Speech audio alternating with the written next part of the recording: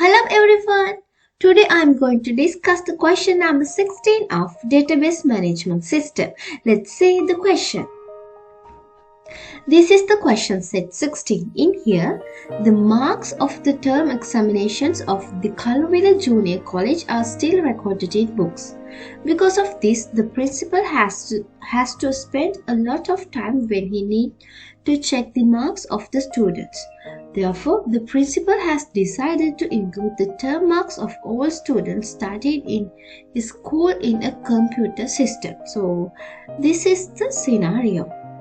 And in the first part of this question, we have to create a database called exam marks DB and for this we have to create an ER diagram. So let's see how I create this ER diagram.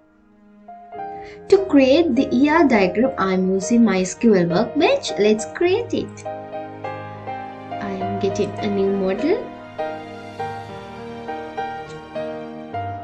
and I am renaming it exam marks DB, and I'm going to add a diagram. So we have created the database, and in the second part we have to create a table called student, and these are the instructions to create the student table. Let's create this table.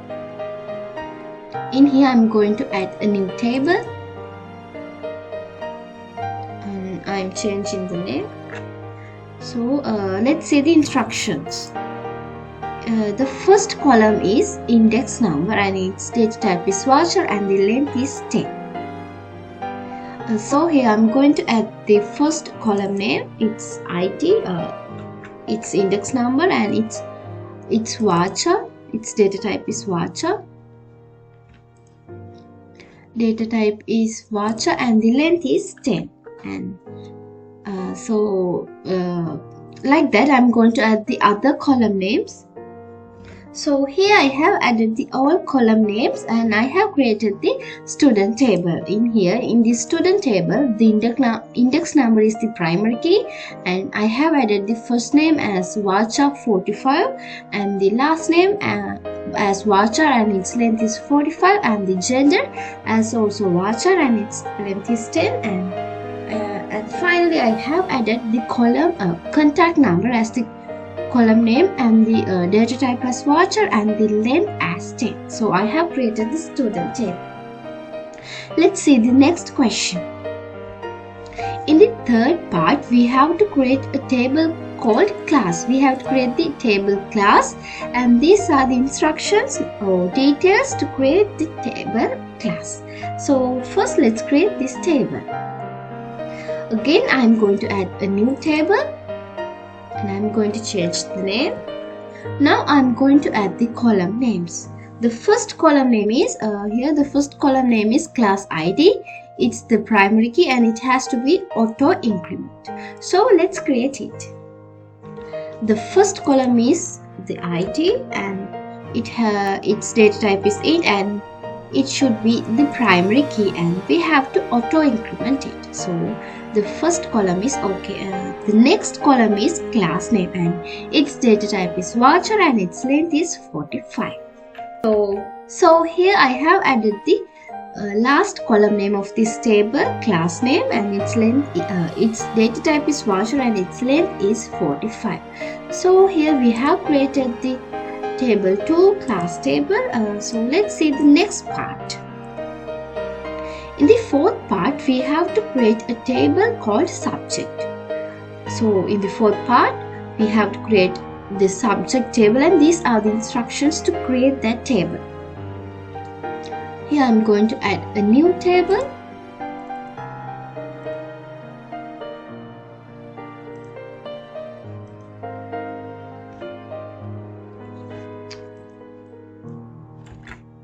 And I'm renaming it as subject, and I'm going to add the column names. The first column name is subject ID and its data type is int and it should be the primary key and it should be auto increment. The next column is subject name and its data type is voucher and its length is 45. So we have created the subject table also. So let's see the next part. In the fifth part, we have to create a table with the term exam term. To store the term test in the school, create the table according to the instructions below. So, in the last part, in the fifth part, we have to create a table called exam term. And these are the instructions to create the table. So, let's create this table.